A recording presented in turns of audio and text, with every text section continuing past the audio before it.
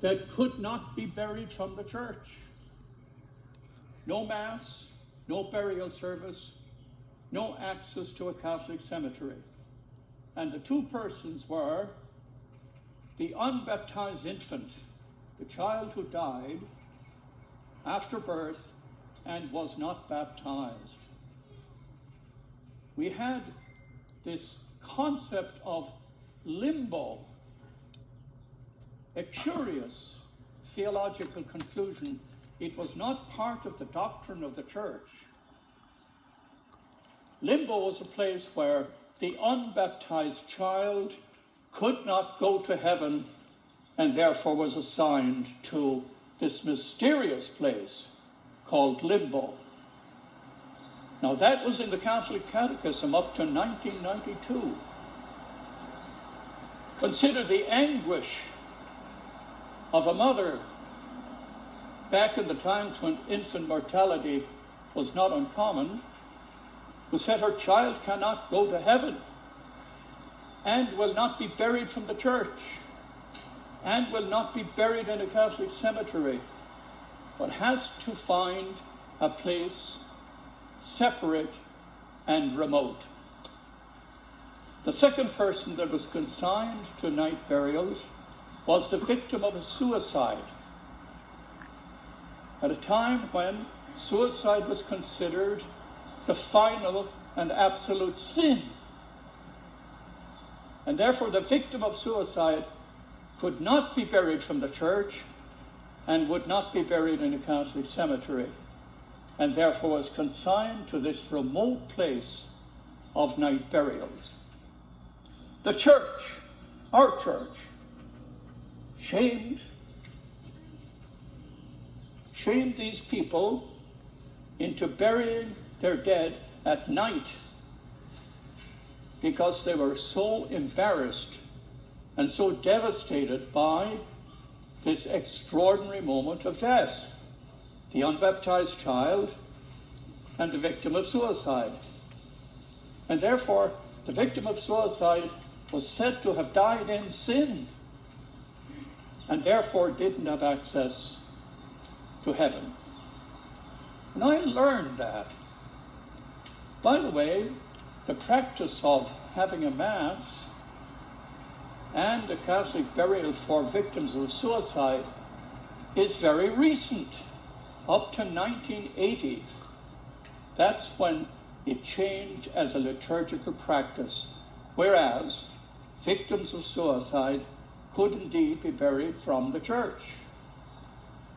I learned about that, the tragedies of the past, and how absolute draconian statements by the church are subject to reflection, just reflection.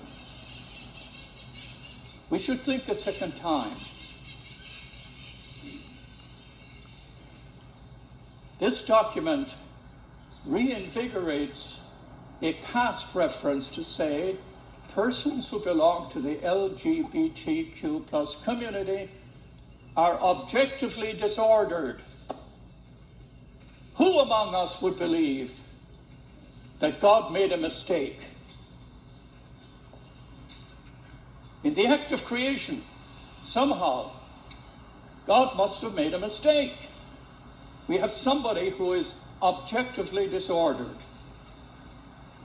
Don't we believe that each person is a precious child of God in the image of the Creator?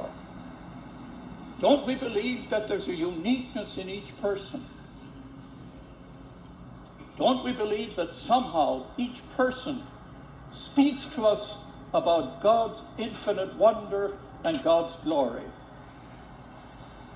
Now for me, because I'm heterosexual, attraction to a man is unnatural for me. But to a homosexual person, it's natural. Who am I to stand in judgment because of my orientation and dismiss the value of a person who is homosexual? Who am I to make a judgment about this, to exclude this person somehow? And in this document, there's a reference to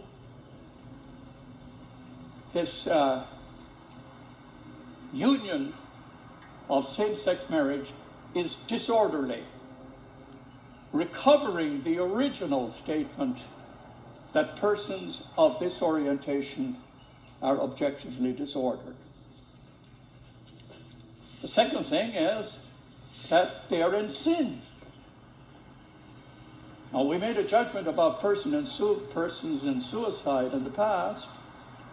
Sin has a subjective component to it that should not be overlooked. A person's intention, the malice of the moment, the offense against God.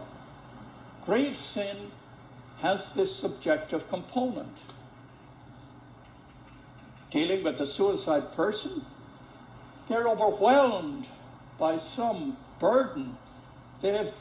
Despair overcame them. They lost the courage to live. Do we call that sinful? Be very cautious when we begin to make judgments about other people in sin or in grace. Last night I was sitting in my chapel. I have the grace of having a quiet house. All I have is a dog, and the dog doesn't say much. So I have a quiet house. So last night I was sitting in my chapel, and I was reflecting on this. And somehow I was prompted to go back and reread part of Dostoevsky's The Brothers Karamazov. And in that there's one chapter called The Legend of the Grand Inquisitor. And the legend of the Grand Inquisitor says this. He imagines a debate between Christ and the agent of the Inquisition. And the agent of the Inquisition makes this statement in the argument with Christ. Said, people prefer institutional certainty rather than the journey in faith, which involves a certain adventure, a certain risk, a certain statement of confidence in something beyond reason and beyond logic. Therefore, the agent of the Inquisition said Christ did not understand man because Christ called man to journey in faith. Now, who will understand this? Who will understand this?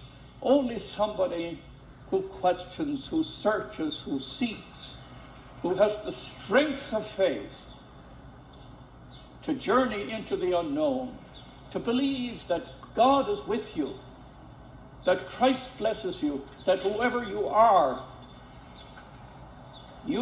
in the image of the Creator.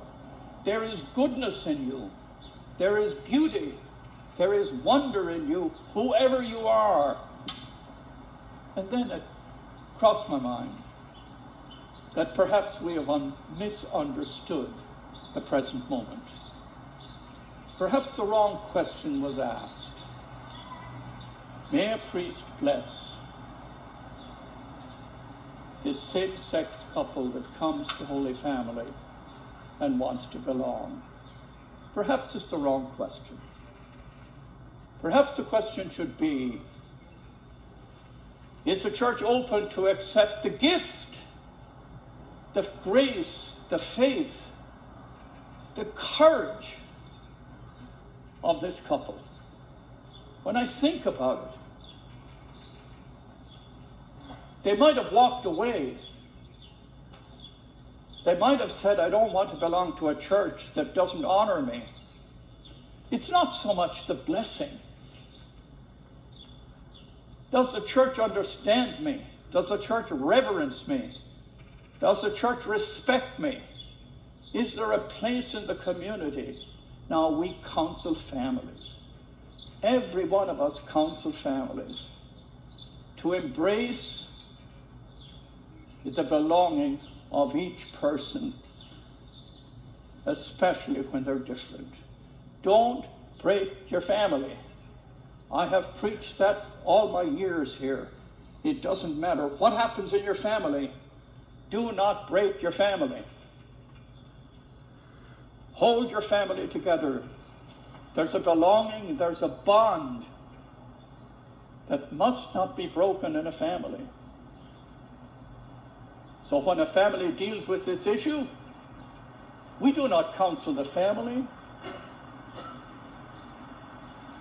to dismiss this person. We do not counsel a family to hold this person in judgment, to exclude this person. We hope that our families will embrace whoever belongs and whoever wishes to belong. Should we say less for the church than we say for our families? And perhaps the real question is not whether we will bless those who come among us who are different, but if we will accept their blessing given to us, their faith, their prayer, their goodness, their belonging. Are we worthy? Do we have the depth? Do we have the faith? Do we have the openness and the courage? Do we have the prayer to see God's presence in all people? Perhaps that's the question. When somebody comes to your family and says, will you accept me?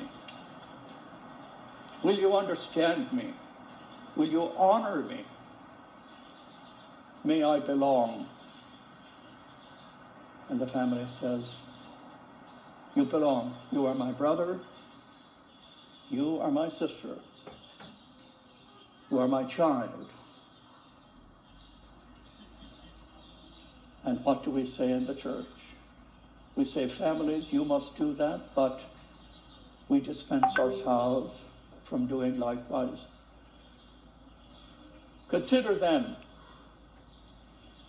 whether in fact, as a living church, as a community, we are worthy enough to accept the pain, the struggle, the dreams, the hopes.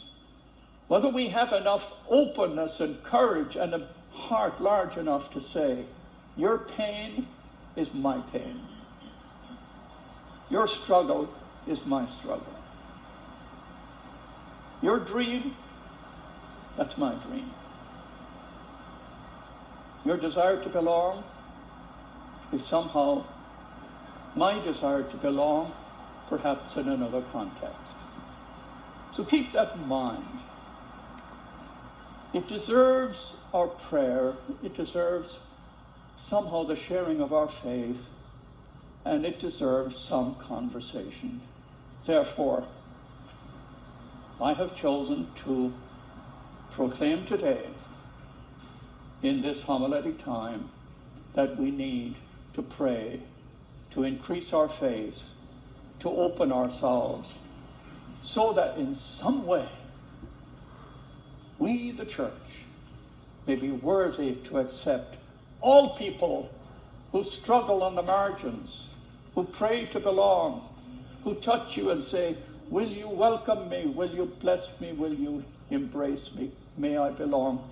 Can I pray with you? Shall we say no? You cannot pray with me. Will you call me by name? Shall I say, I will not call you by name. It's not so much to define those who wish to belong, but our response defines who we are as a church. Amen.